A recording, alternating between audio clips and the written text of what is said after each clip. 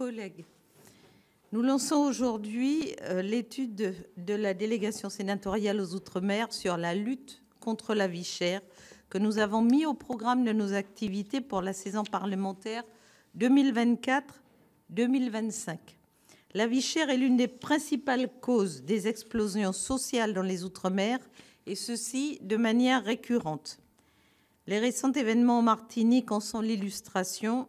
Le fait que l'accord signé le 16 octobre dernier ne soit pas parvenu à ramener complètement le calme nous incite à nous interroger encore davantage sur la nécessité d'une réponse structurelle à ce problème, alors que nos territoires connaissent parallèlement, faut-il le rappeler, les plus forts taux de pauvreté de notre pays.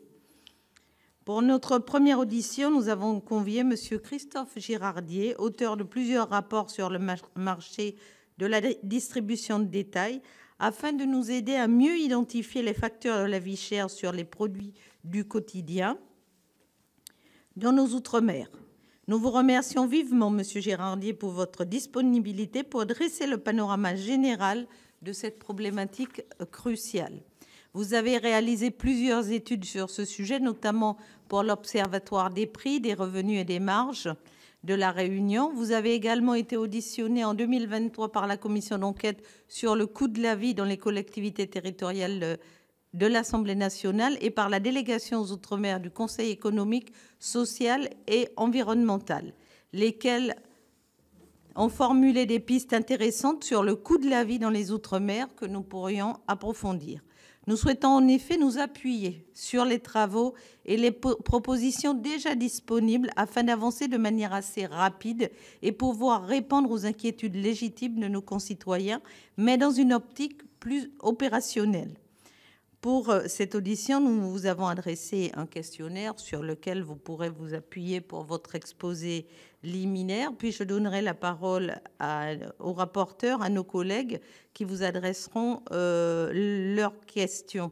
Je précise, compte tenu du contexte d'études d'évaluation du budget, nous avons d'autres auditions et certains collègues sont mobilisés. Donc malheureusement, ils n'ont pu être présents ce matin. Donc, je vous précise que nous avons désigné 3 binômes de rapporteurs composés d'hexagonaux et d'ultramarins, selon le principe de parité qui régit depuis l'origine notre délégation. Donc, M. Dominique Théophile, ici présent, RDPI Guadeloupe, et Evelyne Perrault, Union centriste de l'Aube, vont se pencher particulièrement sur tout ce qui concerne le coût des pièces automobiles et tout ce qui concerne et les activités annexes, assurances, entre autres.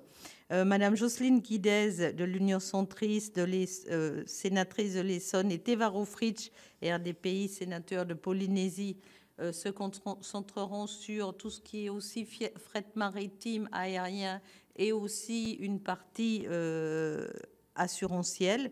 Et enfin, Viviane Artigalas, groupe socialiste des Hautes-Pyrénées, et moi-même, les Républicains de Saint-Barthélemy, nous concentrerons sur les produits du quotidien.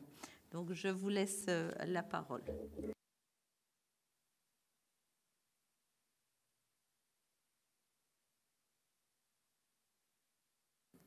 Voilà, c'est ça, parfait. Merci.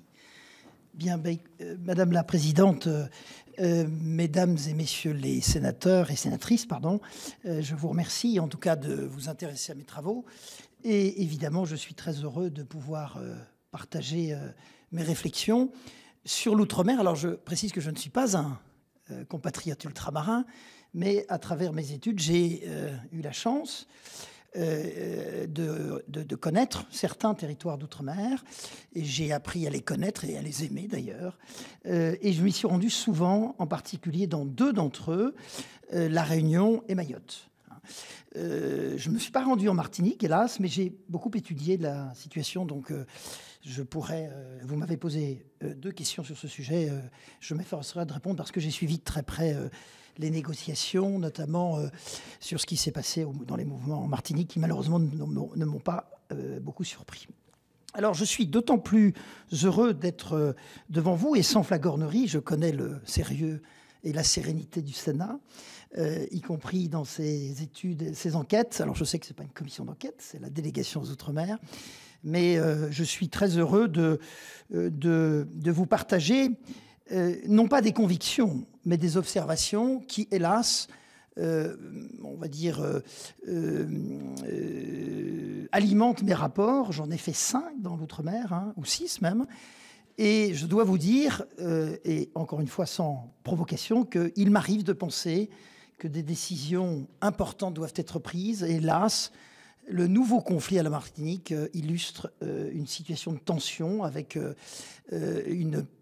pas simplement une perception de nos compatriotes ultramarins de cette... C'est même pas un sentiment de vie chère, c'est une réalité. Hein. Et je pense qu'il est plus que jamais...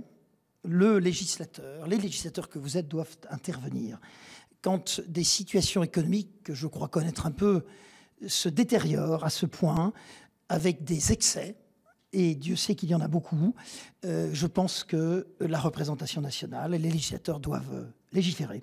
Alors, j'aurai l'occasion, si vous me l'autorisez, de vous partager les recommandations que j'ai faites, qui datent déjà depuis 2 ans, qui me semble de nature à apporter vraiment ou créer les conditions pour non pas mettre un terme à la vie chère, mais au moins faire en sorte que, parce qu'il n'y a pas de facilité au sein des départements d'outre-mer, mais pour faire en sorte que le niveau de vie soit comparable dans les outre-mer, malgré l'insularité, malgré l'éloignement, avec ce qui se passe en métropole. Alors, comme vous m'avez accordé la parole et que j'ai peu de temps pour cette déclaration, je répondrai à toutes vos questions, et merci de m'avoir partagé vos questions que j'ai regardées avec attention, hein, et je m'efforcerai d'y répondre au mieux.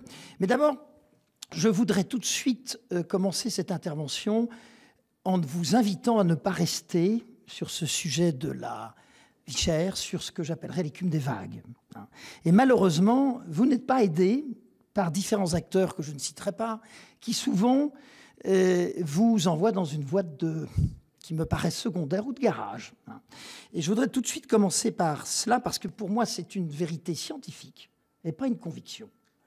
Non, la vie chère ne s'explique pas par l'insularité ou par le simple fait que ces départements sont éloignés, ce qu'on appelle les frais d'approche. Alors, je ne dis pas que ces frais d'approche et cette insularité, cet éloignement ne contribuent pas à la vie chère, mais il y contribue, ce phénomène, de façon très secondaire.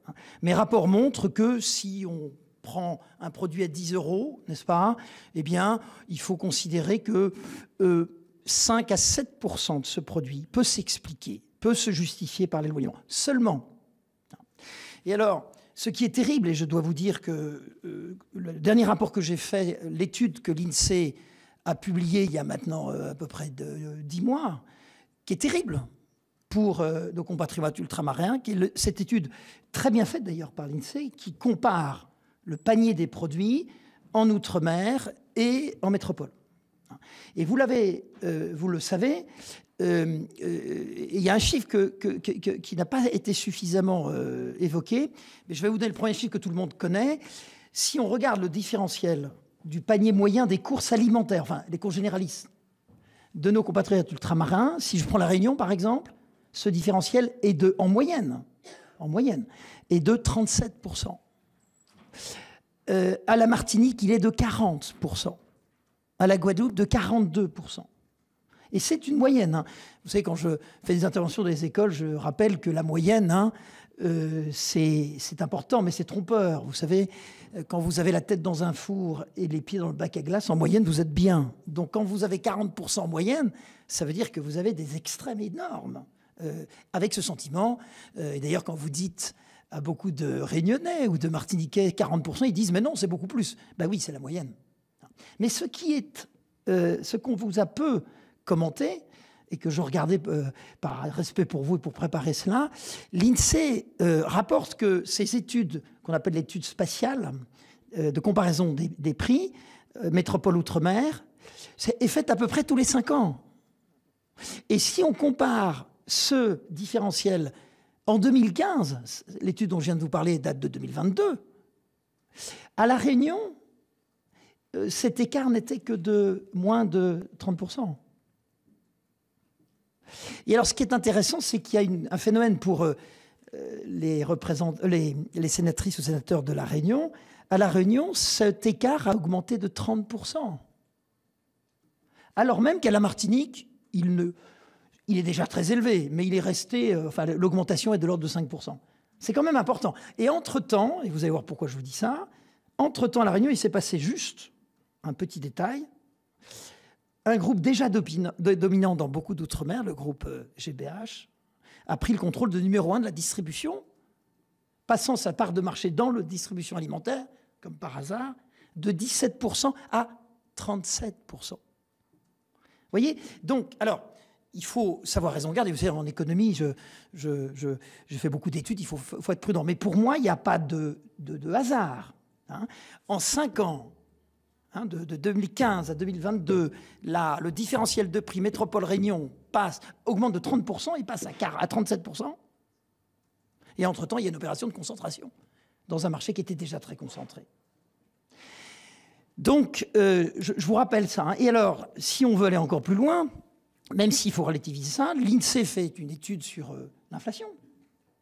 Et quand vous regardez, si je prends encore La Réunion, mais la Martinique est quasiment dans le même cas, l'inflation, je ne vais pas dire qu'elle est jugulée en métropole, mais enfin, elle s'est calmée. C'est malheureusement pas le cas en Outre-mer. À La Réunion, sur à peu près, je crois, 12 mois glissants, l'inflation est quasiment le double à La Réunion par rapport à la métropole. Vous voyez ? Bon. Alors, quand je vous dis tout ça, c'est simplement, et je ne vais pas aller plus loin parce qu'on aborderait ça dans la question, les vraies causes de la vie chère en Outre-mer, on va les trouver d'abord par ce que j'appellerais un modèle économique particulier à l'Outre-mer. Et je vais peut-être choquer, je vous prie de m'en excuser, j'ai peur de vous dire que l'économie de l'Outre-mer n'a pas renoncé à ce qu'on appelle le bon vieux système de l'économie de comptoir. Qu'est-ce que c'est que l'économie de comptoir? C'est le fait pour quelques acteurs, parfois un seul, de monopoliser une très grande partie des richesses qui arrivent du port. D'ailleurs, et sans aller trop loin sur ce sujet, ces causes sont même historiques. Je rappelais, et je parle sous le contrôle des sénatrices et sénateurs de l'Outre-mer qui connaissent ça beaucoup mieux que moi, mais la République a libéré les esclaves, leur a rendu leur liberté, mais pas le pouvoir économique, ni même la propriété de leurs terres. Mais ce qu'on sait moins, c'est que la République a indemnisé les esclavagistes. Et c'est ce qu'on appelle les groupes béquets. Et ces groupes-là, parmi lesquels celui que j'ai cité tout à l'heure, font partie de ces entreprises qui ont bénéficié de ces subsides, qui datent de la fin de l'époque coloniale. Mais ce système qui a fait que finalement la fin de l'esclavage n'a pas été, ne s'est pas accompagnée d'une redistribution des richesses et du pouvoir économique, eh bien, ce sont des racines historiques. Donc, pour lancer le débat de cette audition, les causes, c'est d'abord le modèle économique qui, à mon sens, quand on le voit à La Réunion, à la Martinique, même en Guyane, de façon générale dans les Antilles, ce modèle économique, il est calqué sur le modèle métropolitain. Et ce modèle économique, il a des similitudes, et notamment dans le marché de la distribution alimentaire. Mais il a un exercice économique exacerbé dans ces territoires. Et je veux préciser par là que ce modèle économique, et si on prend, puisqu'on parlait de l'inflation et du différentiel de prix sur les produits du quotidien de nos compatriotes ultramarins, le modèle de la distribution, la grande distribution, ce qu'on appelle les grandes surfaces, a été poussé à son paroxysme en Outre-mer. Savez-vous qu'en Outre-mer, on trouve les plus grandes surfaces commerciales européennes, vous voyez, dans ces territoires qui sont quand même petits et qui n'avaient pas vraiment cette tradition du gigantisme. Alors évidemment, quand vous avez un modèle des grandes surfaces, il est par essence même concentrateur. Quand vous autorisez, que vous soyez maire ou l'ouverture d'une surface de 15 000 m², il est quand même difficile d'avoir quelqu'un qui va en ouvrir une autre de la même surface en face. Et donc, évidemment, vous créez, de fait, un pouvoir de marché local considérable. Donc, le modèle économique, première cause. Ce qui se déduit de cette cause, le niveau de concentration, et en particulier du marché de la distribution alimentaire, dans les Outre-mer. Quand je parle de concentration, à La Réunion, les 2/3 du marché de la distribution alimentaire, et méfiez-vous de ceux qui vous disent que les départements d'outre-mer, c'est des petits marchés. Le marché de la distribution alimentaire à La Réunion, c'est 2,7 milliards. Comme petit marché, je trouve ça raisonnable. 2,7 milliards. Eh bien, sur ce marché à La Réunion, 2 acteurs possèdent les 2/3 du marché de la distribution. Alors évidemment, quand vous avez une telle concentration, ça ne favorise pas ni les pratiques de vie, une pratique de niveau de prix raisonnable, ni, ce qu'on oublie souvent, la diversité de l'offre. Parce que dans ces territoires d'outre-mer, je pense qu'on doit à nos compatriotes des prix raisonnables, mais aussi la diversité. Et quand vous avez des concentrations aussi importantes, évidemment, ces deux réalités sont difficiles à atteindre, c'est-à-dire le pluralisme concurrentiel et la diversité. Et puis, une troisième cause qui est plus technique, puisque, Madame la Présidente, vous parliez de choses concrètes, c'est, et encore une fois, qui découle du modèle économique des grandes surfaces, c'est ce qu'on appelle la pratique des marges arrière, qui est lui aussi poussé à l'extrême en Outre-mer. La marge arrière, et j'y reviendrai, j'imagine, parce que je vais finir mon introduction là-dessus, et d'ailleurs, souvent, les uns et les autres ne comprennent pas forcément bien ce que ça veut dire. Alors, les professionnels le connaissent ça très bien, croyez-moi. Mais pour vous, pour résumer ça, la marge avant, c'est le fait pour un commerçant d'acheter un produit X euros et de le revendre X plus une marge, qui est tout à fait naturelle. C'est le principe du commerce. Ça, c'est la marge avant. La marge arrière, c'est le fait pour les distributeurs d'exiger de leurs fournisseurs des montants à payer au titre de la coopération commerciale, c'est joliment dit. C'est le fait, par exemple, pour un industriel qui va vouloir mettre en valeur ses produits dans les rayons d'un hypermarché, de payer pour ça. Ces hypermarchés deviennent des médias. Donc, si vos produits ne sont pas exposés, vous perdez du chiffre d'affaires. Et c'est les distributeurs qui ont la main là-dessus. Donc ça, c'est la coopération commerciale. La coopération commerciale, c'est aussi faire des opérations de promotion, par exemple. Oui, c'est la même chose. C'est exactement la même chose, vous avez raison de le préciser, absolument. Et puis, il y a une deuxième marge arrière, qui est ce qu'on appelle les bonifications de fin d'année, qui est le fait pour un distributeur de facturer en fin d'année ou en cours d'année à son fournisseur une remise qui s'applique sur l'ensemble du chiffre d'affaires, c'est considérable, au titre de l'atteinte des objectifs fixés. Alors évidemment, quand vous êtes en situation dominante, vous atteignez toujours les objectifs. D'ailleurs, c'est vous-même qui les fixez, les objectifs. Alors, ces marges arrière, c'est pas rien. Pour vous donner une petite idée, ça peut aller de 5% du chiffre d'affaires annuel à 25%. J'ai même vu 28%. Donc, vous imaginez un grand industriel qui vendrait pour, je sais pas moi, 5 millions de yaourts dans l'année, qui va recevoir une facture du distributeur de 2 millions. Ou 1,5 million, vous voyez. Donc, ces marges arrière sont inflationnistes par essence parce qu'elles vont conduire le fournisseur, et notamment le fournisseur local, à essayer de s'en sortir en augmentant ses prix. Et on a une espèce d'effet inflationniste. Et tout ceci, et c'est ça, et je terminerai par ça, c'est ça qui est préoccupant, c'est que ces marges arrière, en général, n'apparaissent jamais dans les comptes d'exploitation des industriels, parce qu'elles vont partir dans d'autres sociétés. La logique voudrait que la marge arrière touchée en fin d'année soit réattribuée, au moins en partie, sur le ticket de caisse du consommateur. Mais c'est rarement le cas, voire même jamais. Et souvent, il est curieux de constater que les distributeurs disent « Oh, vous savez, nos marges ne sont pas énormes. » Ben oui, si on ne prend pas les marges arrière, effectivement, c'est raisonnable. Et d'ailleurs, j'ai été très choqué que l'autorité de la concurrence sorte un rapport, il y a à peu près 3 ou 4 ans, je ne me souviens plus, dans lequel elle dit qu'elle n'a pas trouvé de marge particulièrement excessive. Et il n'y a pas un mot sur les marges arrière, pas un mot. Je l'ai d'ailleurs, j'ai réagi auprès de l'autorité de la concurrence en disant, c'est quand même... Moi, j'ai fait 3 rapports. C'est un peu comme si vous alliez à Paris en oubliant de remarquer la Tour Eiffel.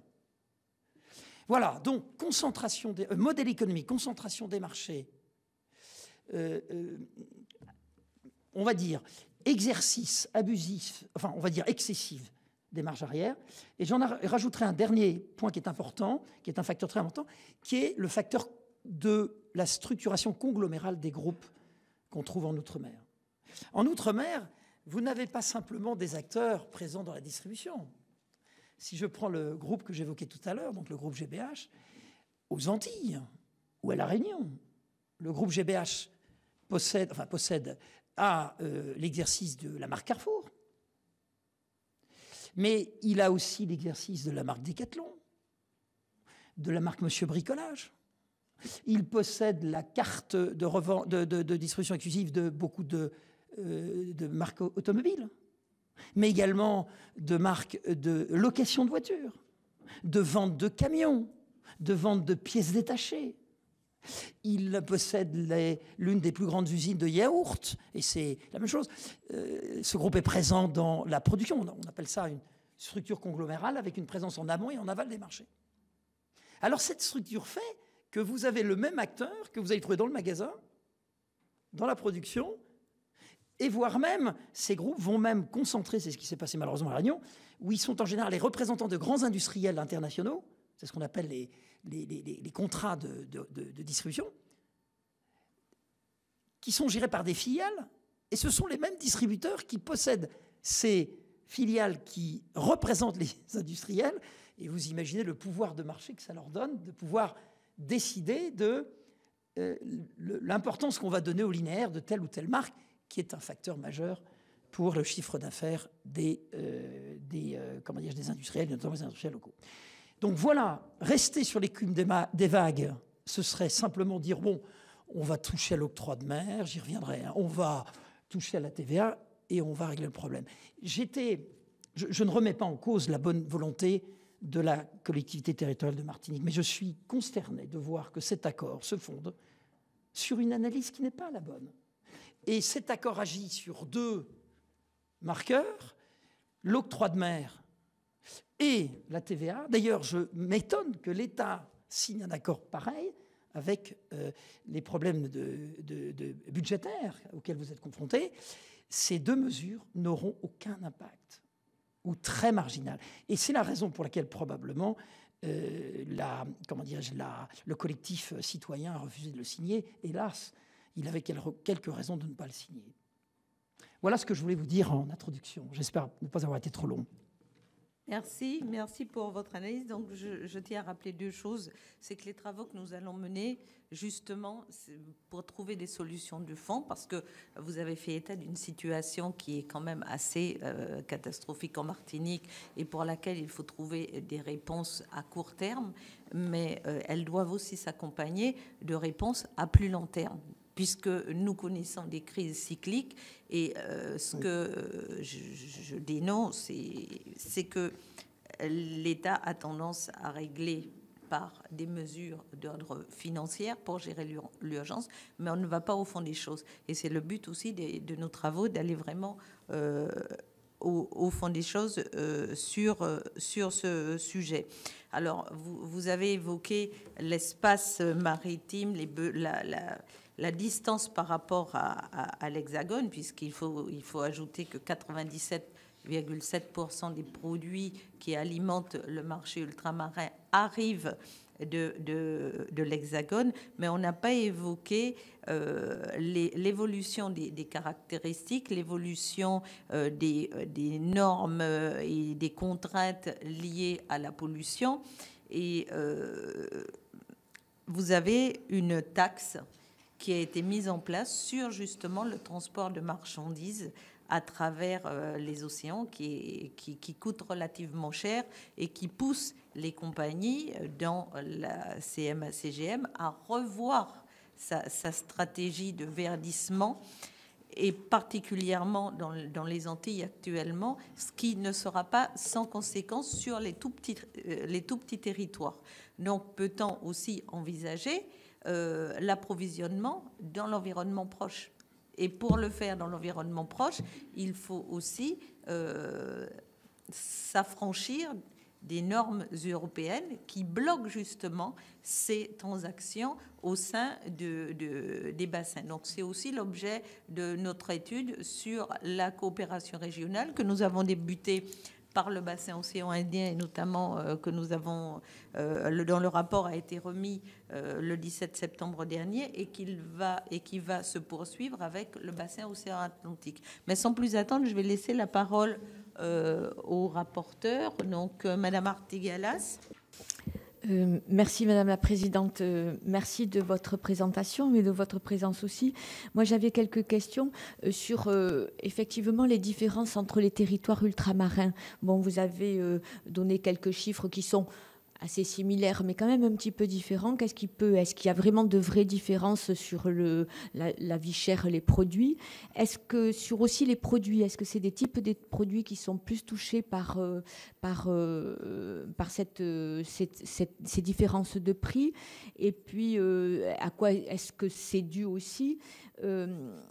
Je voulais aussi avoir j'avais une question sur l'approvisionnement local, enfin pas régional mais local. On parle beaucoup, nous on a travaillé beaucoup sur aussi des questions d'autosuffisance à la Commission des affaires économiques, particulièrement sur l'agriculture pour la diversification des filières. Est-ce que vous pensez que ça pourrait être une des réponses au problème? Et la dernière chose, et c'est sur un petit peu, voilà, on est aussi en recherche de de réformes prioritaires, enfin prioritaire, bon, on voit, on a, mais Micheline l'a dit, sur du long terme, sur du plus long terme, des réformes structurelles qui permettraient effectivement de lutter contre cette vie chère dans les territoires ultramarins. Je vous remercie. Eh bien, écoutez, ça fait... Alors, attendez, oui, voilà, ça fait beaucoup de questions. Je vais essayer d'y répondre. Alors, y a-t-il des différences sensibles entre les territoires? Oui, oui. Par exemple, vous parliez de commerce plus local. Mayotte est particulier par rapport aux autres. Alors, malheureusement, Mayotte, on est dans tous les excès. Hein. Mais il y a, ce qui vous allez voir n'est pas une bonne nouvelle, il y a le différentiel de prix est moins important à Mayotte parce qu'il y a... D'abord, vous savez que, enfin pour moi, j'ai l'audace de connaître un peu Mayotte. Mayotte, c'est l'Afrique, avec toute la noblesse de l'Afrique. Hein. C'est un territoire africain dans la République française. Et donc, les comportements alimentaires ne sont pas les mêmes. Et donc, curieusement, là, pour le coup, il y a quand même pas mal de denrées qui viennent de l'océan Indien. Le problème, c'est qu'elles sont de terrible qualité, impactent la santé de nos compatriotes mahorais, hein, et ce n'est pas forcément la meilleure des solutions. Hein. Il faut voir, par exemple, j'ai coutume de dire quelque chose qui n'est pas bon, vendu pas cher, c'est toujours trop cher. Vous voyez ? L'une des denrées très importantes à Mayotte, c'est la sardine. Et les sardines sont importées et sont d'une qualité piètre. Allez manger une sardine que vous allez acheter pourtant chère, hein, mais qui est faite dans des conditions terribles. Donc, attention, oui, il est possible d'avoir d'exploiter beaucoup plus l'activité économique régionale. Ça, c'est évident. Mais alors c'est vrai que les normes imposées par l'Union européenne, puisque les départements d'honoraires sont des départements, donc c'est l'Europe, sont parfois des freins, mais sont parfois aussi des garanties, notamment dans l'alimentaire. Attention à ça. Donc il faut trouver le juste milieu. Hein.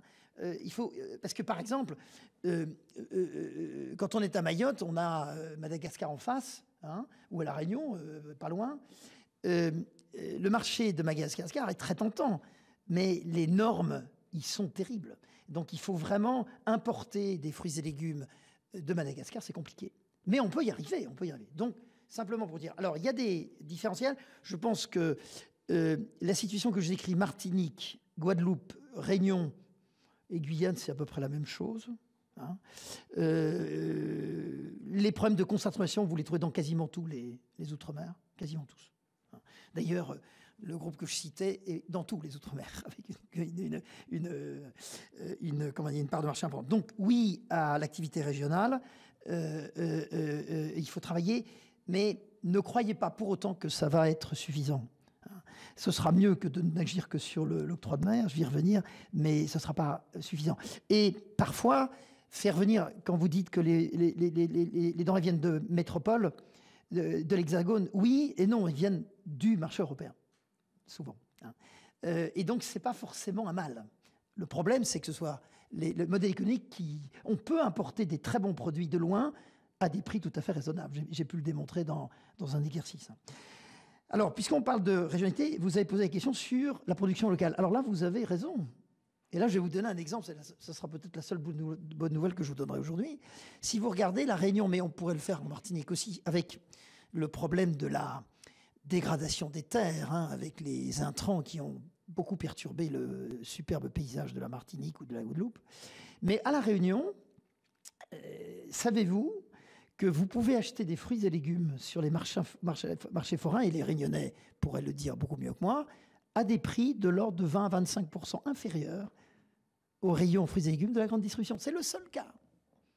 Donc ça veut dire que, on peut avoir une production locale qui s'en sort et qui pratique des prix moindres. Donc c'est donc possible. Alors la Réunion est une terre, mais comme je pense comme on pourrait le faire pour la Martinique et à la Guadeloupe, c'est une terre très riche où on a une grande richesse agricole. Est-ce que la Réunion pourrait être autosuffisante sur le plan agricole? Je ne suis pas sûr, mais elle a aujourd'hui une part de marché. La production locale au niveau des produits agricoles a une part de marché importante. Pas suffisante, mais importante. Il faudrait simplement, mais ça c'est un autre sujet, peut-être faire moins de canne à sucre et plus de culture maraîchère. Mais vous savez qu'arrêter la canne à sucre ou la réduire, ça pose des problèmes sociaux pas tristes. Mais voilà. Donc oui, on peut démontrer, il n'y a pas de fatalité, on peut démontrer que localement, on peut acheter des produits locaux, issus de la production locale, à des conditions moindres que ce qui est vendu en grande surface, et parfois à des conditions très similaires, voire moins chères à ce qu'on trouve en métropole. Mais il y a trop peu d'exemples comme celui-là. Et vous avez même des cas de figure où vous avez des produits, par exemple le cas des yaourts, où on va trouver des yaourts produits localement qui peuvent être trop chers par rapport à ce qu'ils devraient être. Et là, les distributeurs m'ont jamais convaincu. Ils me disent, mais oui, mais vous comprenez, la machine qui fait les yaourts, elle est très grosse, elle est démesurée par rapport... Oui, mais moi je rétorque, oui, c'est vrai ça. Mais l'État vous a donné les fameuses niches de défiscalisation que les industriels touchent pour compenser ce handicap. Donc il faut savoir raison garder là-dessus. Mais oui, moi je reste convaincu que le développement économique endogène peut permettre, dans les produits alimentaires, et notamment l'artisanat, ne pas oublier l'artisanat, mais j'y reviendrai, peut permettre d'avoir, comment dirais-je, une modération des prix. Mais alors évidemment, avec quelques limites, il y a beaucoup de choses qu'on ne peut pas faire. On ne peut pas faire des aspirateurs à La Réunion, à Martinique. On ne peut pas faire des produits d'électroménager ou ce genre de choses. Alors, vous m'avez posé aussi la question, y a-t-il des produits qui sont plus touchés par le différentiel de prix que d'autres? Oui, et on le voit très bien, et c'est une preuve de ce que je vous disais tout à l'heure. Quand vous regardez l'excellente étude de l'INSEE sur la comparaison spatiale des prix, vous vous rendez compte que le différentiel, si je prends le cas de La Réunion, de la Martinique, le plus important sur les produits alimentaires généralistes, donc 40%, 41% à la Martinique, 37% pour La Réunion. Mais quand vous regardez la ligne du dessous, qui sont les produits de consommation courante, les produits d'entretien, qu'on ne fabrique pas plus à La Réunion, et qui sont tout aussi importés, le différentiel, il descend à 7% seulement. Ça veut dire qu'on peut y arriver, parce que ça vient du même endroit.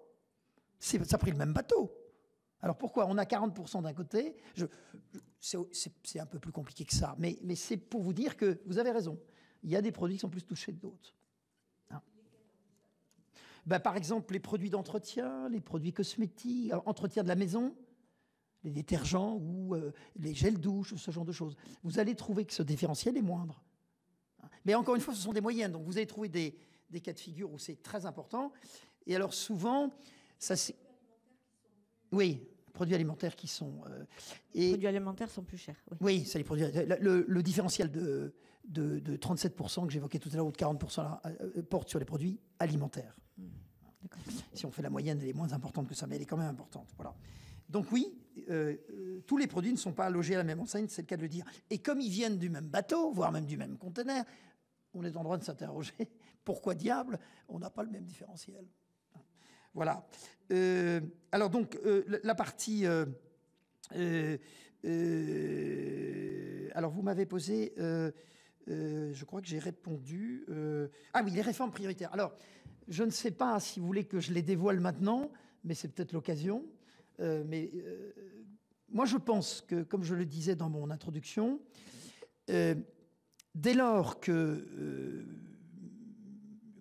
moi, je pense que mes rapports démontrent que ces facteurs de concentration des acteurs, de structure conglomérale et de développement excessif du concept des marges arrière, eh bien, je propose que les législateurs que vous êtes, sereinement, prennent des mesures qui seraient de nature à rebattre les cartes de l'économie des Outre-mer. Mais pour ça, il faut le faire franchement. Alors, la première mesure que je propose, et que j'ai posée dans mes rapports, c'est la limitation des parts des marchés des acteurs dans un département d'outre-mer en situation d'insularité, je vais revenir pour ça, à 25% dans quelques secteurs que ce soit.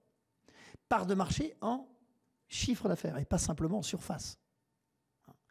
Il y avait je ne sais pas si vous avez entendu parler, il y avait un homme politique très connu qui s'appelait l'amendement M. Tiennakoun, et qui avait, à l'époque, il y a 30 ans, je crois, parlé de l'amendement Tiennakoun, mais qui portait que sur les surfaces commerciales. Moi, je pense qu'il faut limiter les parts de marché de tout acteur, quel que soit le secteur, à 25%. Alors pourquoi 25%? Parce qu'il ne faut pas que deux acteurs à eux seuls possèdent plus de 50% du marché. Et cette mesure, si vous la prenez, vous changez la vie de vos compatriotes ultramarins. Pourquoi? Parce que moi, je propose, ça peut être un amendement du Code du commerce, une ligne, un article, mais qui est rétroactif.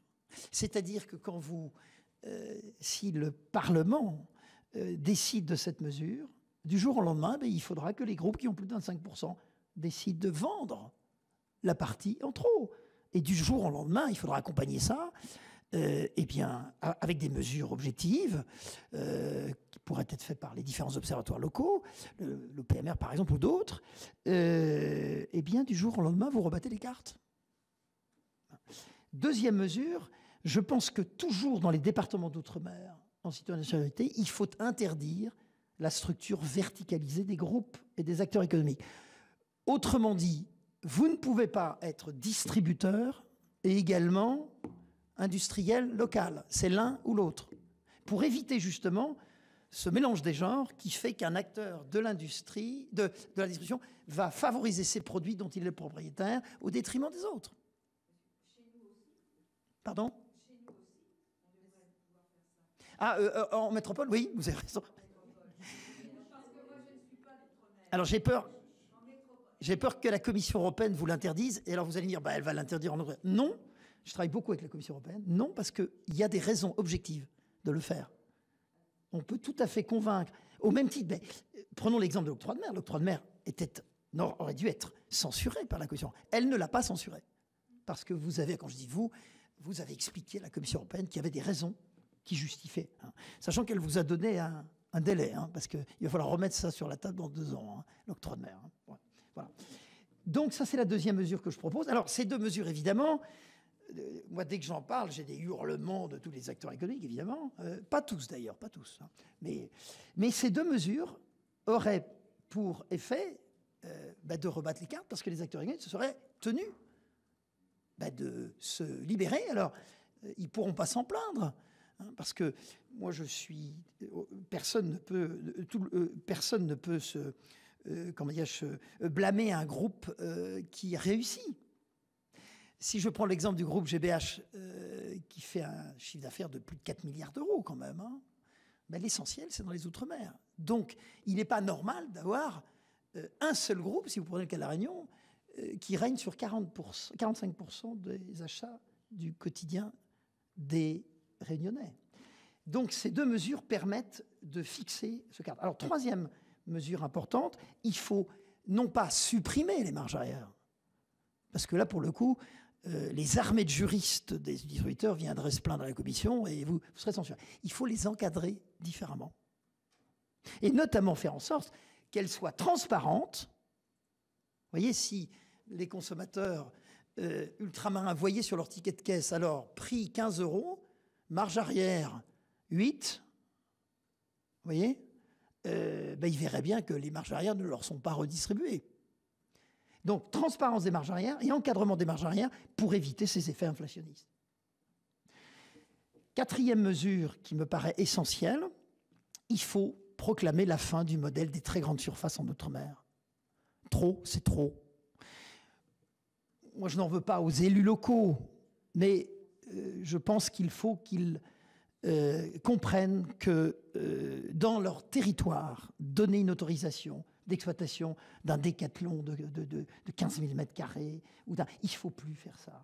Et moi, je propose de mettre la limite, alors d'abord de prononcer le moratoire de toute autorisation, de toute nouvelle grande surface, supérieure à 2000 m². Et comme ça, pas plus de 2000 m², ce qui impose d'avoir plusieurs acteurs. Et je propose que le législateur taxe dès maintenant toute surface supérieure à 2000 m² au profit d'un fonds qui servirait au développement du commerce de proximité en Outre-mer. Voilà. Ces mesures sont structurantes, mais c'est ce qui fait l'honneur de votre mandat. Parfois, le législateur siffle la fin de la récréation et crée les conditions du pluralisme concurrentiel. Il faudra encadrer tout ça. Hein. Pardon. Prends ton micro. La notion de mètre carré, vous parlez de la distribution alimentaire. Attendez, mais 2000 m², les entrepôts, vous avez la notion de 2000 m² sur le commerce est très diversifiée. Quand on parle de 2000 m², si vous avez un entrepôt, vous avez des trucs, voilà, ça fait 2000 m², c'est rien. Est-ce que vous parlez de la vente à l'étalage commercial ou 2000 m² à toute forme d'activité? Attention, il faut... Je vais répondre. Alors, je parle bien de la surface de vente et pas de la surface de stockage. Mais par contre, je me permets de vous dire que 2000 m², c'est très important. Regardez, si vous êtes parisien ou dans une grande ville, vous n'avez pas d'hypermarché dans les grandes villes. Quand vous allez fréquenter, ce sont la plupart des supermarchés que vous avez à Paris sont de moins de 1000 m². Et on n'a pas l'impression de mourir de faim. Hein. On a même beaucoup d'offres. Donc 2000 m² impose aux acteurs d'être créatifs. Et c'est d'ailleurs la culture de vos départements d'outre-mer. Hein. Moi, Pardon ?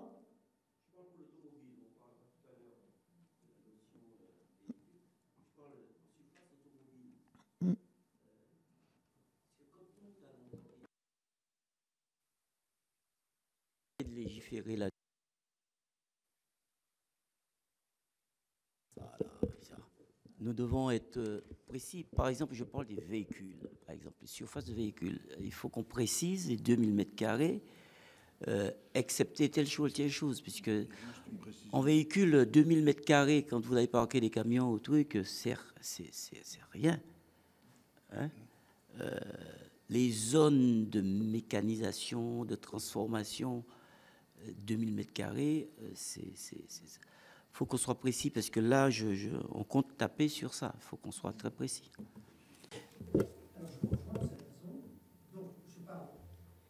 Je vous rejoins, vous avez raison, il faut être précis. Mais là, vous parlez, la réparation, c'est pas, je parle vraiment des espaces ouverts au public. Vous voyez ? Donc, toutes les activités logistiques, effectivement, il faut là, pour le coup, il faut les exempter de cette mesure. Je parle bien de tout ce qui relève de la grande consommation, l'alimentaire, l'équipement de la maison, l'équipement de la personne. Et croyez-moi, avec 2000 m², vous faites déjà beaucoup de choses. Hein. Moi, j'ai travaillé à La Réunion sur le commerce de proximité. Vous ne pouvez pas imaginer ce qu'un commerçant créatif peut faire avec 60, 70, 120 m². Hein. On avait travaillé, j'avais accompagné une petite coopérative où avec 120 m², on avait toute on va dire la poésie de La Réunion avec des produits locaux, des petits gâteaux, des choses qui venaient de 200 mètres, vous voyez. Donc non, 2000 m², c'est beaucoup quand même. Mais je suis d'accord, il faut ne pas perturber les activités logistiques qui sont très importantes. Mais là encore, vous savez, les très très gros... Moi, je préférais des entrepôts logistiques énormes, mais partagés entre plein de petits, plutôt que des énormes entrepôts qui appartiennent aux mêmes propriétaires. OK pour la logistique, mais partagée. Voilà.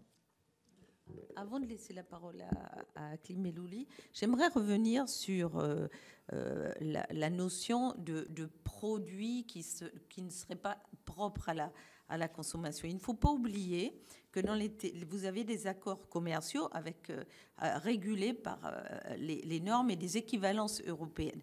La vanille, par exemple, la vanille de Madagascar vient d'être acceptée sur le marché européen avec des taux de nicotine tolérables à 0,3 mg par kilo. Elle vient inonder le marché réunionnais et est on va dire, un concurrent parce qu'elle est produite. Il ne faut pas oublier aussi les coûts de production. Vous allez payer un ouvrier à La Réunion, vous n'allez pas le payer au même prix que vous allez payer un ouvrier à Madagascar. Je prends le cas des crevettes, des gambas de Madagascar qui sont vendues sur le marché hexagonal. Et ce qui est assez hallucinant, c'est que ces crevettes de Madagascar qui sont conditionnées en Bretagne sont revendues à Mayotte conditionnées en Bretagne et que Mayotte ne peut pas en importer de Madagascar parce que les accords commerciaux ne prévoient pas que Mayotte en importe directement. Donc il faut vraiment être très prudent lorsqu'on parle de produits. Il ne faut pas non plus mettre dans la tête des ultramarins que des produits qui arriveraient d'un endroit proche, de la région proche, ne seraient pas comestibles. Et vous avez énormément d'exemples, notamment aussi sur les produits qui arrivent, la matière première, les céréales qui arrivent de l'Europe, qui arrivent à La Réunion et puis qui vont à l'île Maurice. On a le droit à La Réunion, dans l'espace européen, de vendre sous le label bio des produits transformés à l'île Maurice sous les critères de bio de l'île Maurice, alors que ces mêmes produits transformés à La Réunion n'ont pas le droit d'être vendus sous le label bio. Donc il faut être très prudent dans tout ça et ne pas... moi, j'avoue qu'il y a certains produits qui peuvent être effectivement, qui ne respectent peut-être pas certaines normes sanitaires, mais dans le cadre des marchés, il y a aussi des équivalences et nous plaidons justement, et moi je plaide pour développer ces équivalences normatives, mais tout en permettant aux territoires proches de se développer grâce à leur environnement, parce que ces taxes carbone ont un coût non négligeable. Et pour poursuivre sur le bassin océan Indien, c'est qu'avec la géopolitique mondiale, les problèmes avec les Houthis, les containers doivent contourner toute l'Afrique pour remonter jusqu'à La Réunion avec des délais d'acheminement qui sont très lents et des produits qui arrivent, notamment des produits frais, qui arrivent en limite de péremption. Donc il y a aussi un gaspillage énorme et ça, on n'en parle pas. Donc je vais laisser la parole à notre collègue Aklim Elouli. Je ne vais pas être plus long, mais je ne vais pas reprendre ce qui a été dit, mais juste un élément pour qu'on se représente aussi les choses, parce que quand on parle en mètres carrés, il faut se représenter. 15 000 mètres carrés, c'est le Stade de France. 15 000 mètres carrés, c'est le Stade de France. Et nous, les surfaces en métropole, parce qu'on est chez nous, même aux Antilles, c'est la France, en métropole, quand on a des surfaces de 7 000 à 8 000 mètres carrés, on est déjà dans des grandes surfaces, dans des mastodontes, en première couronne Île-de-France, je parle. Hein. Les plus grosses surfaces, elles ne dépassent pas les 10 000 mètres carrés. Hein. Après, on est dans des centres commerciaux, mais c'est les centres commerciaux, c'est des grandes surfaces en mètres carrés, mais c'est plusieurs acteurs à l'intérieur. Donc c'est juste pour ça. Et moi, je voudrais savoir, donc ma question, c'est comment vous avez calculé 2000 mètres carrés plutôt que 3000 ou 4000? Parce que ce calcul, est-ce qu'il est bloqué ou est-ce que c'est autour de ça que vous avez un calcul voilà, parce que si ça, est-ce que ça a une résonance économique ou pas? Oui et non. Non, je propose cette limite. Au départ, j'étais plutôt sur 1500, mais pour éviter justement le tir de barrage des acteurs, 1500 c'était peut-être trop peu. Et cette limite de 2000 impose nécessairement des choix qui favorisent la diversité. Alors, dans l'alimentaire, mais pas que. Vous voyez ce que je veux dire en termes d'assortiment ou ce genre de choses. Donc, pour moi, ça peut être réfléchi. D'ailleurs, il peut y avoir comment dirais-je, une limite qui peut être variable selon les secteurs d'activité, par exemple. Mais je trouve que dans la distribution généraliste et même spécialisée dans les produits de grande consommation, je pense que 2000 est un socle qui impose, si j'ose dire, la créativité aux acteurs. Et surtout, qui n'est pas suffisant pour créer comment dire, une position dominante locale. Mais votre comparaison est très intéressante par rapport au Stade de France, parce qu'effectivement, on s'en étonne plus, mais moi je suis sidéré de notamment de ce qui a été entrepris en termes de rénovation du foncier commercial à La Réunion. Mais vous avez là des standards d'équipement qui sont ceux qu'on trouve dans les centres commerciaux les plus chers d'Europe. Donc ça paraît excessif, quoi. Evelyne Corbière-Menzo. Merci Madame la Présidente.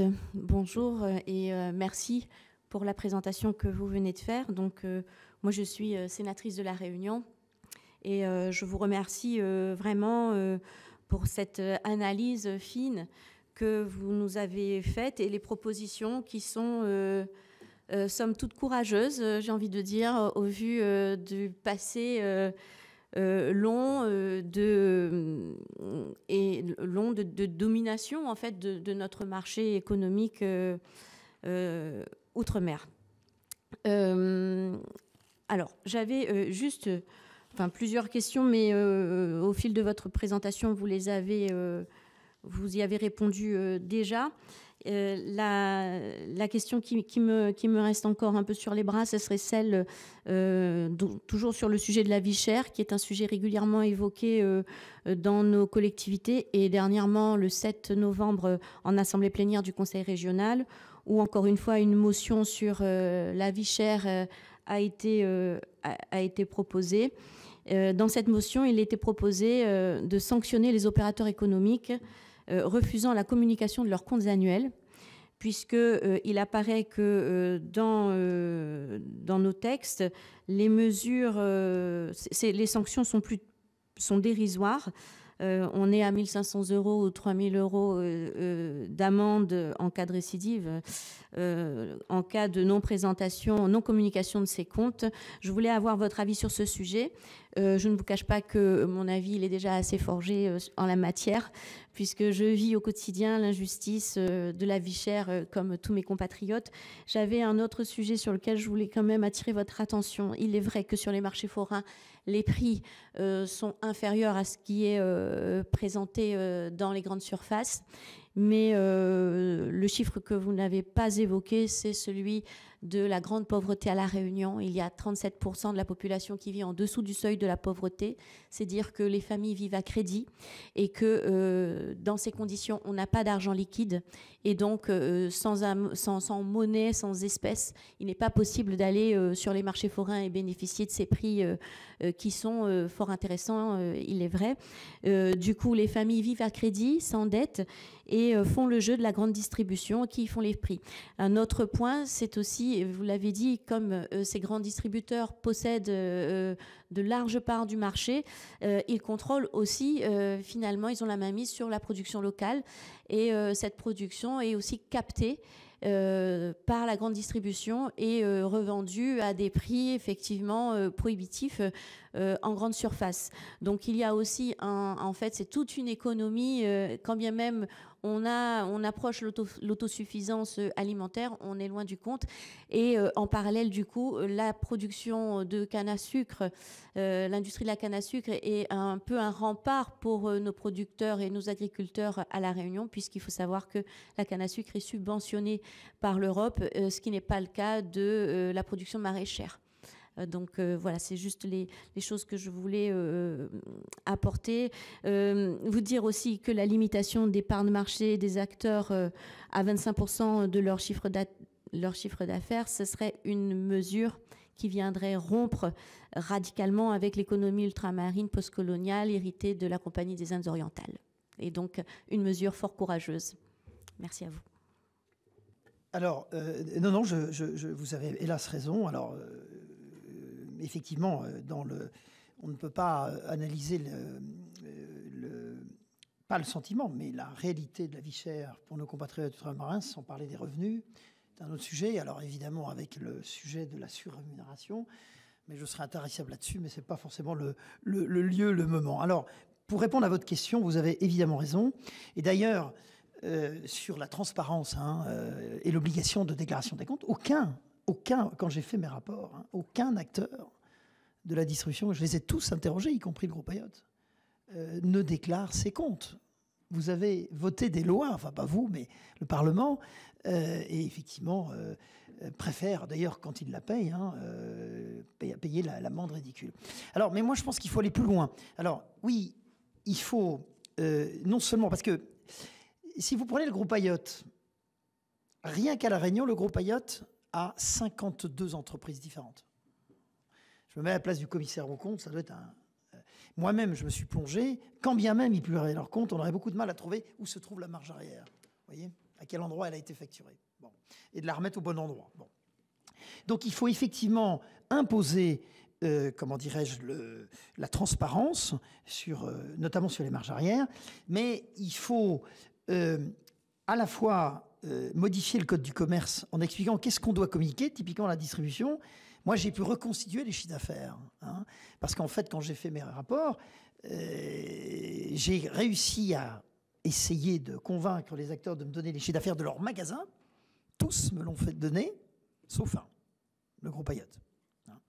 C'est un grand classique, ça. Mais j'ai pu les reconstituer d'une autre façon, je pourrais vous le dire.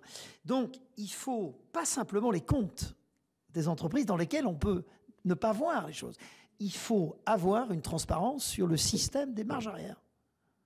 Voilà. Il faut qu'on les voit, ces marges arrière, où elles se trouvent, quelles qu'elles soient. Parce que vous savez, il y a une chose que les acteurs économiques ne supportent pas, et là, vous avez, vous, le législateur à l'initiative, ils n'aiment pas bien devoir justifier une marge qu'ils n'ont pas redistribuée. Donc, il faut, vous voyez, moi, je rêve de l'affichage sur le ticket de caisse de ces marges. Vous voyez. Donc, on pourrait instituer une obligation non seulement de déclaration des comptes avec une démarche disponible, il faut aller plus loin dans la nature des informations à fournir, notamment sur la partie des marges, et en particulier les marges arrière.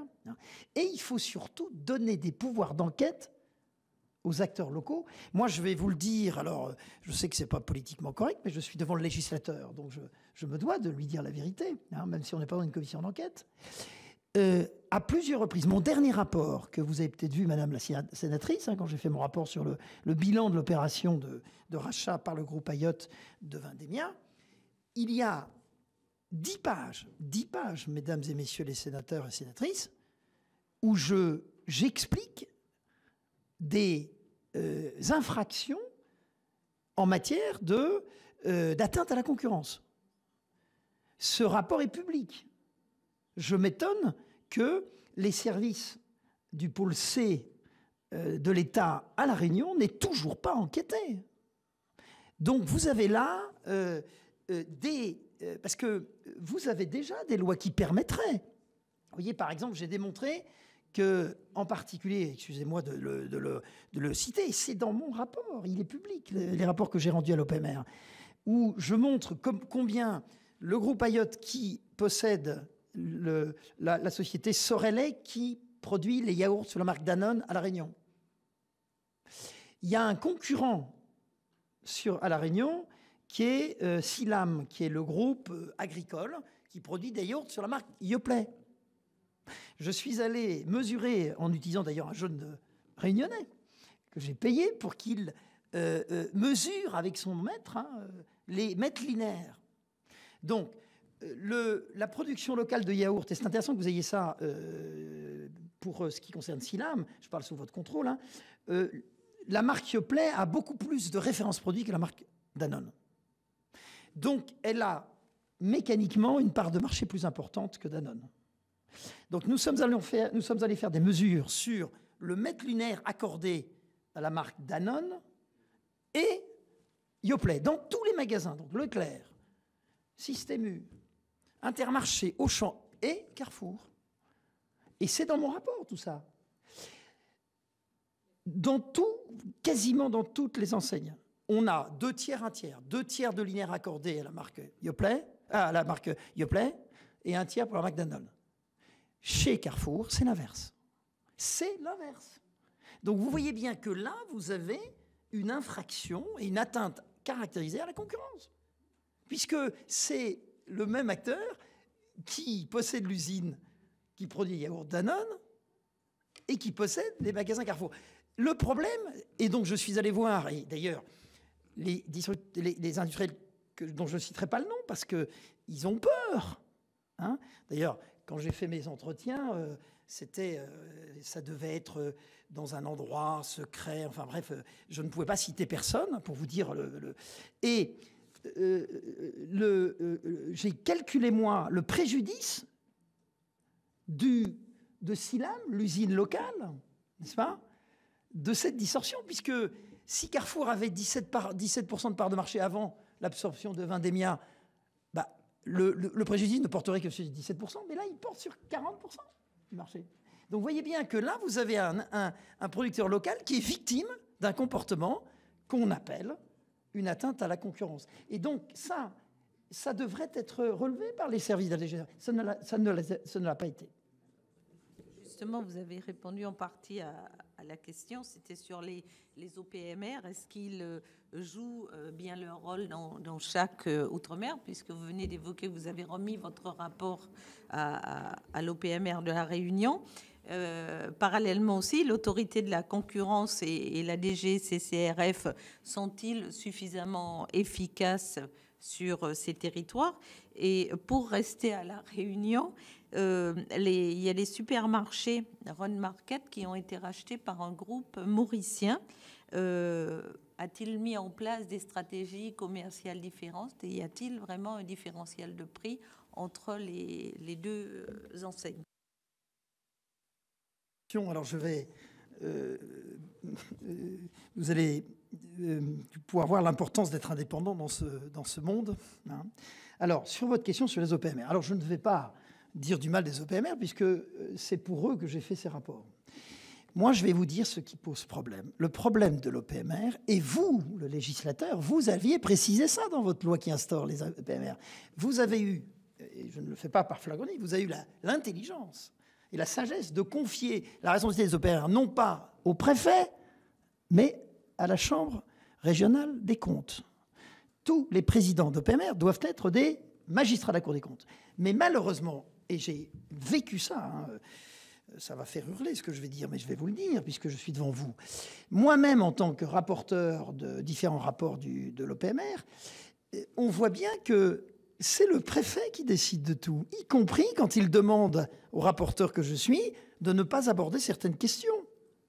Il m'est arrivé de dire, enfin pas directement, mais indirectement, à un secrétaire général aux affaires générales, de dire mon client, c'est le président de l'OPMR qui est un magistrat de la Cour des comptes. Et en vertu de la séparation des pouvoirs, c'est bien lui qui me dira ce que je dois faire ou ne pas faire. Donc, tant que l'on laissera les préfets décider du sort des OPMR, on aura ce qui se passe. Donc les OPMR, c'est une très belle mesure que vous avez prise il y a, je ne sais plus quelle loi, mais il ne fonctionne... Enfin, le seul qui fonctionne à peu près bien, alors j'ai beau de le dire, c'est celui de la Réunion. La plupart des OPMR, mais pour vous donner une idée, l'OPMR, le président de l'OPMR, il ne peut pas diligenter une étude sans l'accord du préfet, qui, lui, tient les cordons de la bourse. C'est pas normal. Donc il faut... est-ce que les OPMR fonctionnent bien? Non. Est-ce que c'est de leur faute? Non plus. Ils n'ont ni les moyens. Moi, quand j'ai été mandaté par l'OPMR pour faire mes études, quand je demandais... Alors, tous les acteurs m'ont reçu, y compris le groupe Ayotte. Mais quand je demande des informations pour exercer mon rôle, il m'a fallu 3 ans pour convaincre les autres, et je n'ai jamais convaincu le groupe Ayotte de donner moins d'informations économiques. Donc, il faut donner à l'OPMR 2 choses. Il faut couper le cordon ombilical. Il faut arrêter de voir les préfets qui s'ingèrent dans les fonctionnements de l'OPMR, qui est contraire à votre loi, entre parenthèses. Il faut leur doter d'un budget qui est géré non pas par le préfet, mais par le président de l'OPMR. Et il faut leur donner des pouvoirs d'enquête, c'est-à-dire l'obligation des acteurs de répondre à l'OPMR. Quand vous êtes l'autorité de la concurrence, vous ne pouvez pas ne pas donner l'information, sinon vous avez une amende. Vous pouvez même être condamné si vous ne répondez pas. Donc c'est ça ce qu'il faut faire. Mais surtout, couper le cordon ombilical avec l'État. Et d'ailleurs, c'est pas, encore une fois, c'est pas normal. Alors, moi, j'ai pas cédé à ces pressions. Et je n'aurais d'ailleurs pas accepté de rendre mon rapport si on m'avait demandé, fût-ce demandé par le préfet lui-même, que ne figure pas un chapitre. Et c'est pourtant ce qu'on m'a demandé. Bon. Donc voilà, donc ça, je pense que... et donc les OPMR, pour moi, il faut renforcer, il faut leur donner... Alors, pour vous donner une idée, faire des rapports pour l'OPMR, c'est quasiment un sacerdoce. Les montants payés, moi pour vous donner une idée, je vais être très transparent, le dernier rapport que j'ai rendu à l'OPMR de La Réunion a coûté à l'OPMR à peu près 25 000 euros, je crois, ou 26 000 euros, et j'y ai passé 8 mois. Vous voyez, c'est pas beaucoup. Je l'ai fait parce que je pense que c'était important de le faire. J'ai pas gagné ma vie, mais il faut le faire. Donc il faut les doter de... et ceci est fait par appel d'offres en plus. Donc il faut les doter de moyens financiers plus importants. Je crois que le budget de l'OPMR La Réunion, c'est même pas 100 000 euros. Qu'est-ce que vous voulez faire avec 100 000 euros dans une année? Vous ne pouvez pas faire d'études. Pouvoir d'enquête, qui revient à la question que vous avez posée sur les comptes, et vraiment instituer l'impossibilité pour le préfet de décider du sort de l'OPMR. Alors que pour l'instant, vous savez, ça ressemble à l'époque coloniale, où vous avez des comportements, enfin, c'est pas à vous que je vais apprendre ça, vous avez des comportements de l'autorité préfectorale dans les Outre-mer qui ressemblent un peu, parfois, à ce qui existait du temps des colonies, n'est-ce pas? Le préfet, le représentant de l'État, et l'exécutif régional doit pouvoir aussi, et les OPMR, si vous les dotez de moyens. Alors, malheureusement, pour répondre à votre question sur... alors, j'ai fait un rapport là-dessus. Je crois que c'est une catastrophe économique. Je pèse mes mots quand je vous dis ça. Le fait... Donc, moi, j'ai rendu 2 rapports sur cette affaire de rachat par le groupe Ayotte de groupe Vendémia. Alors, pour la petite histoire... à l'époque, parce qu'on m'a confié un rapport, avant que cette opération se fasse, le président de l'OPMR de La Réunion souhaitait avoir une étude d'impact de cette opération sur l'économie réunionnaise. Donc j'ai accepté de faire ce premier rapport. Nous sommes en 2020. L'autorité de la concurrence, vous allez voir, je vais répondre à votre question. L'autorité de la concurrence est saisie en même moment que moi, à quelques semaines de retard. L'autorité de la concurrence refusera de me voir. Donc moi, j'ai rendu mon rapport en fin 2020 et j'ai conclu sur le fait que cette opération ne pouvait absolument pas être autorisée parce que pour moi, elle entrait typiquement dans les atteintes à la concurrence donc moi, je ne suis pas l'autorité de la concurrence qui est souveraine. L'autorité de la concurrence a fait l'inverse. Elle a autorisé cette opération. D'ailleurs, pour la petite histoire, elle l'a autorisée quand l'autorité de la concurrence est saisie d'une opération de concentration. Elle a 2 voies, la voie rapide, la voie de l'examen approfondi. Cette opération s'est décidée par la voie rapide.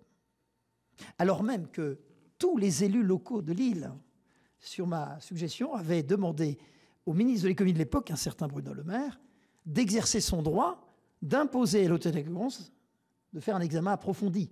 On parle d'une opération qui portait sur 900 millions d'euros, qui a été fait avec la voie rapide.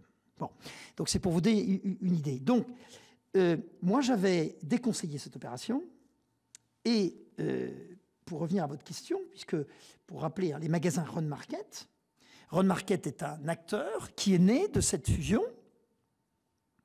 et qui a en fait pris le contrôle de 4 hypermarchés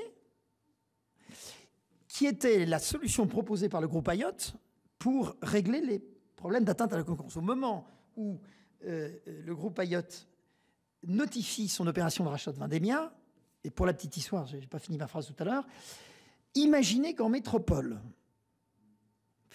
comment dirais-je, Intermarché, numéro 3 de la distribution, rachète Carrefour. Ce serait des hurlements. Personne n'autoriserait ça. C'est ce qui s'est passé à La Réunion. Le numéro 2, au moment de cette opération, le groupe Ayotte n'a que 17% de part de marché. C'est d'ailleurs le seul secteur où il a moins de 40%. C'est le seul. Il a 17%. Maintenant, il en a 37%. Bon. Donc, au moment où il notifie cette opération, pour répondre à votre question, il propose lui-même à l'autorité de la concurrence de dire je sais que c'est une opération de concentration dominante, je vais donc vendre 4 hypermarchés. Alors, tout le monde a considéré que 4 hypermarchés, c'est quand même beaucoup. Et la thèse du groupe Ayotte était de dire ces 4 hypermarchés vont être vendus à un acteur qu'il a trouvé lui-même, Run Market, la société qui a fait c'est Mac Distribution avec l'enseigne Run Market. Et l'idée, c'était de dire c'est formidable, la vente de ces 4 hypermarchés va neutraliser les atteintes à la concurrence, tout va bien dans le meilleur des mondes. Et en plus de ça, disait le groupe Ayotte, il va y avoir plus de concurrence avant qu'après l'opération. Dans mon rapport, je reconnais que je n'ai pas été très vite, je disais, mais pas du tout.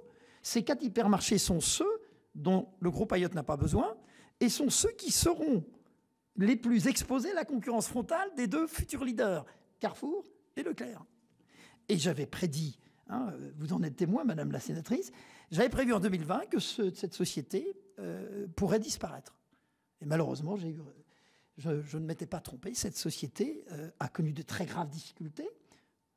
150 emplois ont été supprimés déjà.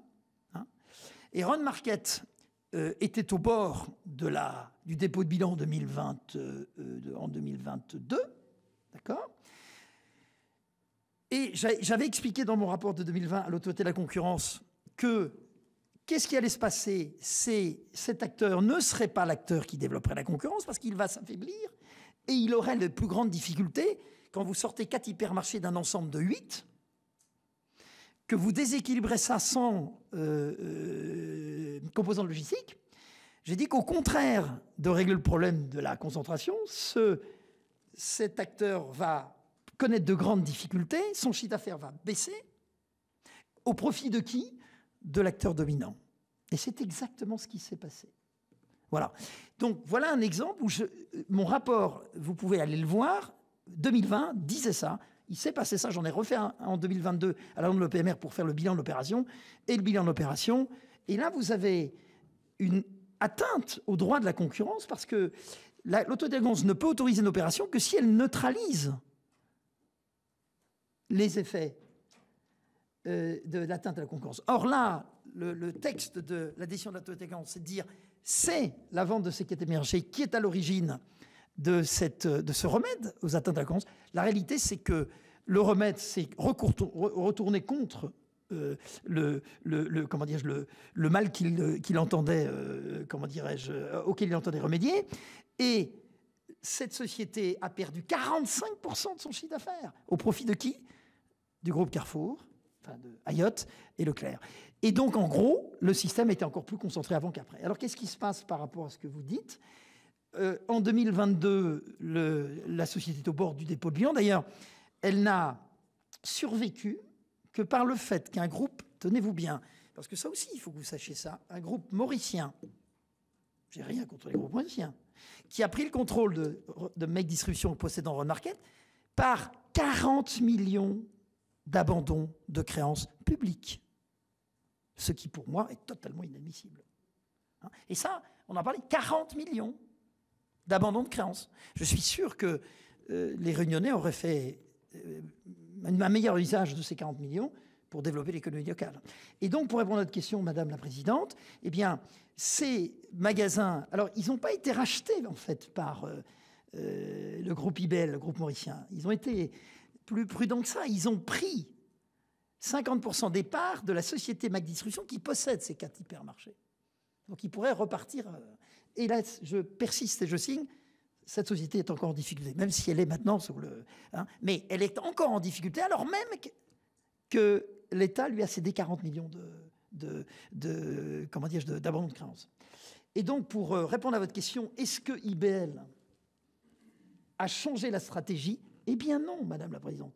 C'est bien ça qui est terrible. Parce qu'IBL est un acteur très important de la distribution africaine. Donc, on se serait dit, ben voilà une très belle opportunité pour que le groupe IBL fasse bénéficier les Réunionnais de denrées venant de marchés. Eh bien, ce n'est pas le cas. Ils ont repris exactement, et vous savez ce que disait Einstein, les mêmes causes produisant les mêmes effets.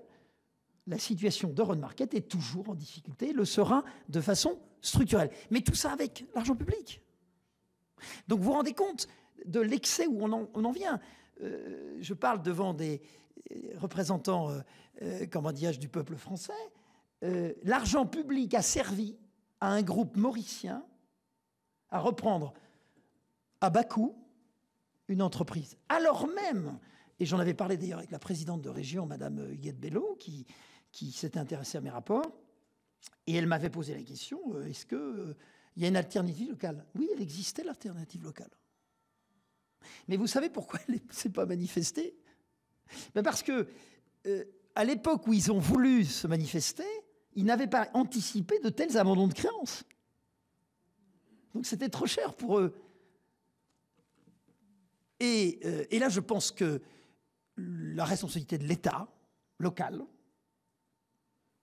je pense que ça mériterait une commission d'enquête sur ce sujet-là. Parce que vraiment là, il y a des pratiques qui sont quand même... Donc, pour répondre à votre question, non, le groupe IBEL n'a pas changé la stratégie. D'ailleurs, le propriétaire... Alors, il faut rappeler que le propriétaire avant, c'était un propriétaire agricole, de propriétaire de terres où on cultive la canne à sucre, si je ne m'abuse. Le groupe Adrien Bellier, si je ne m'abuse, c'est ça, qui a perdu beaucoup d'argent dans cette affaire. Et donc, la direction précédente que j'avais entendue dans le cadre de mon rapport avait signé un accord avec Intermarché et il continue à vendre des produits de marque Intermarché dans ses magasins. Donc, l'arrivée d'un acteur mauricien avec une grande expérience locale ne s'est pas accompagnée d'un changement de la stratégie. Et c'est ce qui, à mon avis, explique encore les problèmes structuraux. Donc, vous voyez que dans ce qu'on peut dire de ça, c'est que moi, j'ai mal pour les Réunionnais parce que moi, je ne suis qu'un analyste. Je crois avoir fait mon travail le mieux possible. J'ai rendu 2 rapports où tout ce qui s'est passé était prévu 2 ans avant. L'autorité de la concurrence prend une décision contraire et autorise cette opération. Le Conseil d'État ne va même pas réformer la décision. Alors même qu'entre-temps, le remède se casse la figure. Et pour moi, il y a une atteinte au droit de la concurrence en Outre-mer. Encore une spécificité de l'économie de comptoir. Il faut donc réformer le code de la concurrence pour l'outre-mer. Et j'ai oublié de vous donner cette recommandation. Il faut créer une structure locale qui instruit les opérations de concentration. Et je pense qu'il faut là aussi couper le cordon ombilical entre l'État et l'autorité de la concurrence. Vous savez que l'autorité de la concurrence n'est pas c'est une structure administrative. Et j'ai peur de vous dire que la décision de l'autorité de la concurrence statuant sur l'opération de rachat par le groupe GBH de Vendémia est une décision d'ordre politique. Et je pèse mes mots en vous disant ça. Et tout est dans mes rapports publics. Evelyne Corbière. Oui, merci de cette analyse. Je voulais juste faire le lien avec votre introduction en début de cette audition, où vous parliez de la force de travail de la valeur du travail, de l'héritage historique de cette société, de cette économie dont vous dites que c'est encore une économie de comptoir. Vous parliez de l'abolition de l'esclavage, qui avait permis donc la libération des travailleurs, mais que les esclavagistes avaient été affranchis. Je voulais relier cette histoire, avaient été indemnisés, pardon. Je voulais relier cet épisode de l'histoire à ce qui se passe dans des sociétés où on a des monopoles ou des duopoles, comme c'est le cas à La Réunion, pour ramener tout ça au travail. Parce qu'on ne s'explique pas non plus le taux de chômage important à La Réunion de 18%. Et c'est vrai que quand on a un même patron qui a autant d'enseignes, qui fait la pluie et le beau temps, qui décide des salaires, des évolutions de salaire, des évolutions de carrière, ça a aussi un impact sur l'espérance que les travailleurs peuvent avoir au quotidien, et ça a aussi, je pense, un impact sur le visage du marché du travail. Donc je voulais vraiment le relier à ça, parce que très souvent on est taxé quelque part de pas avoir envie, de paresseux même parfois, de pas vouloir aller chercher du travail, mais la réalité c'est que il y a peu de patrons, et toujours les mêmes, pour un travail peu valorisé, avec peu d'espoir d'être valorisé aussi.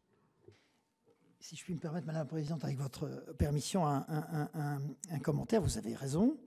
J'avais remarqué d'ailleurs que pour le groupe Ayotte, le management, il y avait peu de Réunionnais au management du groupe Ayotte à La Réunion, je parle.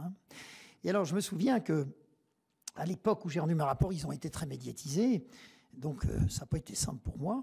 Parce qu'évidemment, le groupe dont je parle a mis en cause mes rapports. Enfin, j'ai eu droit à tous les qualificatifs et noms d'oiseaux. Mais je me souviens de l'argument de ces groupes, pas que le groupe Ayotte d'ailleurs, que je qualifierais de dominant, et qui disaient, mais nous faisons travailler 4000 personnes à La Réunion, ce qui est vrai. Et moi, je réponds, mais combien y aurait-il eu d'emplois s'il n'y avait pas eu un marché aussi concentré? 4 000, 8 000, 10 000, 15 000? Et j'avais démontré dans un de mes rapports où j'expliquais que quand vous prenez le petit commerce, j'avais fait quelque chose qui n'est pas qui est économique. J'avais relié le nombre d'emplois au mètre carré dans le petit commerce.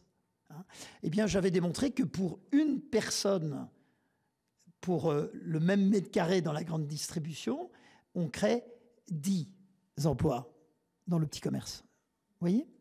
Donc, la question, ce n'est pas le nombre d'emplois, c'est quel aurait été le marché de l'emploi avec un modèle économique différent, avec plus d'acteurs. Vous voyez? C'est ça qu'il faut bien... Et alors, je voudrais profiter de ce que vous dites, puisqu'il y a une chose que je ne vous ai pas dite, que je pense importante, puisque c'était d'ailleurs une des questions que vous m'avez posées dans le document que vous m'avez envoyé, où vous m'avez demandé, mais que pensez-vous de l'accord signé par la collectivité territoriale de Martinique? Alors, encore une fois, avec tout le respect qu'on doit au président de cette collectivité territoriale, je suis convaincu que cet élu fait de son mieux. Mais c'est tragique, cet accord. Pourquoi c'est tragique? Parce qu'on appuie sur des mécanismes qui n'auront aucun effet. L'octroi de mer. Moi, j'ai démontré, et là je ne prends pas parti sur le plan politique, pour moi l'octroi de mer est un dispositif, quand il est bien utilisé, qui joue son rôle. Financer les collectivités, en particulier les communes, et deux, protéger la production locale. Rappelons que l'octroi de mer est une taxe qui s'ajoute à un régime de la TVA qui est très favorable à l'outre-mer. Si je prends la TVA ici en métropole, ça va de 5% dans la distribution générale, de 5% à 20%. En outre-mer, c'est 2,1% à 5% seulement. Et moi, je pense que l'octroi de mer est une bonne mesure qu'il faut conserver, mais il faut simplement l'encadrer et aider les collectivités locales à bien utiliser cet outil. C'est un outil pour moi, l'octroi de mer, qui, je rappelle, est entre les mains des conseils régionaux. Je parle sous votre contrôle, Madame la sénatrice. C'est eux qui décident. Et même si on peut peut-être regarder, il y a peut-être des taux qui ne sont pas forcément mis au bon endroit, mais si vous regardez, quand j'entends les grands distributeurs nous expliquer « Ah oui, c'est de la faute de l'octroi de mer », mais l'octroi de mer est quasiment nul pour les produits de grande consommation. Il n'y a pas d'octroi de mer, c'est 0 le taux. Donc on ne peut pas dire ça. Et si vous rajoutez ça avec la TVA, 2,1%, c'est donc pas ce dispositif. Donc ce que je voulais dire, c'est que cet accord, dans son préambule, l'accord signé en Martinique, se trompe de diagnostic. Il dit que les 2/3 comment dirais-je, de la cause de cette vie chère, c'est la fiscalité. Mais ce n'est pas le cas. Ce n'est pas le cas. Donc déjà, on se trompe. Mais qu'est-ce que dit cet accord? L'État va neutraliser les taux de TVA qui sont déjà très bas, donc c'est une perte pour l'État qui ne se justifie pas. D'ailleurs, l'État, vous avez vu ce qu'a fait l'État, hein, parce que le diable se cache dans le détail. Dans l'accord, l'État se récupère cette TVA perdue sur d'autres produits. Donc le consommateur martiniquais ne va pas le voir. Hein. Mais la vérité du président de la collectivité territoriale est louable, mais encore de l'argent qui ne se justifie pas. Et alors, vous savez, ce qui me navre, c'est que cet accord est scrupuleusement ce qu'avait demandé le groupe Ayotte. Et faites-le. Le groupe Ayotte avait demandé exactement ces mesures lors de son intervention devant la commission d'enquête parlementaire, vos collègues de l'Assemblée nationale. C'est quand même incroyable. Alors que moi, je suis passé après pour dire que ce ne sont pas là les causes de la vie chère, c'est précisément l'accord qui est signé en Martinique et qui ne va bénéficier qu'aux acteurs économiques. Parce qu'aucune mesure n'est prise dans cet accord pour contrôler l'usage qui sera fait de ces réductions. Donc voilà un accord qui va peser sur les deniers de l'État, alors même que notre Premier ministre s'évertue, il a beaucoup de mérite pour trouver et pour maîtriser le déficit budgétaire. Voilà de l'argent qu'on va investir. Et pas, vous vous rendez compte qu'il n'y a pas un mot dans cet accord, pas un mot sur les contrôles des engagements qui sont... Hein. Il y a une phrase qui est très choquante, et moi je peux comprendre les citoyens qui disent « Mais attendez, il y a une phrase, et je crois que c'est le dispositif numéro 8 de cet accord qui précise, tenez-vous bien, hein, je cite, ouvrez les guillemets, « Les distributeurs feront leurs meilleurs efforts pour modérer les marges. » Point. Point. Mais qui va croire ça, hein? Donc, pas de mesure de contrôle, pas de mécanisme. Donc, cet accord sera vain. Et c'est triste parce que je suis convaincu que les élus pensent faire leur travail et de bien faire, comme la plupart des élus d'ailleurs. Malheureusement, ce n'est pas le cas. D'ailleurs, je me suis rendu compte que les études que moi j'ai faites, je ne revendique pas de nouvelles études à La Réunion, aucune de ces études n'a été faite en Martinique, aucune. Curieux, ça. Aucune. Il n'y a pas eu d'études de l'urbanisme commercial, il n'y a pas d'études, je n'ai trouvé aucune étude que j'ai faite moi sur les rapports de force concurrentielle sur la distribution en Martinique ni en Guadeloupe. Donc vous voyez, ça fait beaucoup, mesdames et messieurs les sénateurs. Le législateur doit siffler la fin de la partie. Sinon, vous êtes... je pense que les mouvements durs, il y a des victimes en Martinique, hein, ce n'est pas la première fois, vont probablement...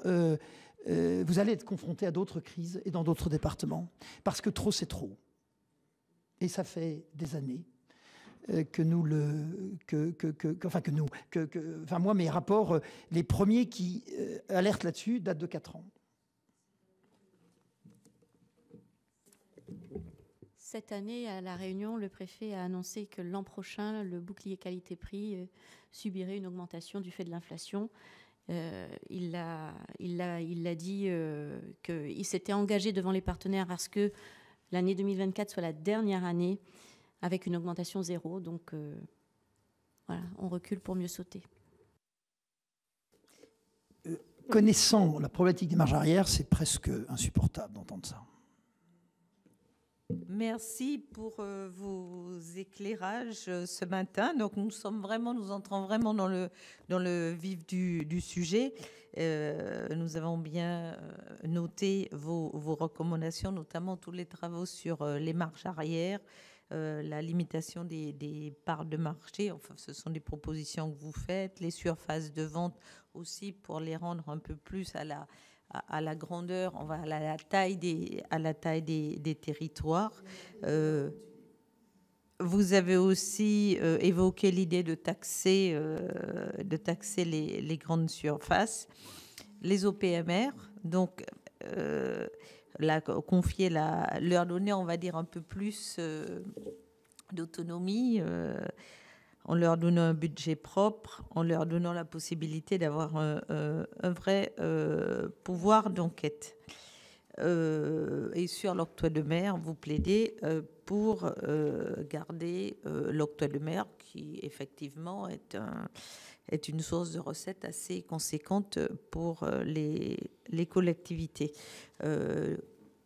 Cela confirme aussi l'objectif de nos travaux. Comme je vous disais, cet accord, je ne prétends pas le juger. L'important, à mon sens, c'est que le consommateur, dans l'immédiat, y voit une baisse des prix à la consommation qui sont vraiment très importantes dans certains domaines.